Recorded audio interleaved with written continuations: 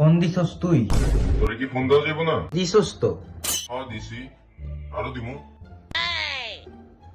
আচ্ছা দিস। কই? এই সন্ধ্যার সময় মানুষে কই থাকে? এটাই তো জিগাইলাম। তুই কই থাকে? এই বেটা, সন্ধ্যার সময় কি করে মানছে?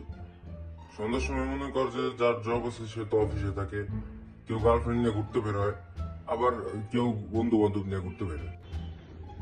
আমার জব আছে, না আমার গার্লফ্রেন্ড আছে যে ঘুরবো, না। আর আমি বাইরে আড্ডা দিতে গেলে তো তোরেই কল দিতাম। হ, তাহলে আমি কই থাকবো? কই থাকবি?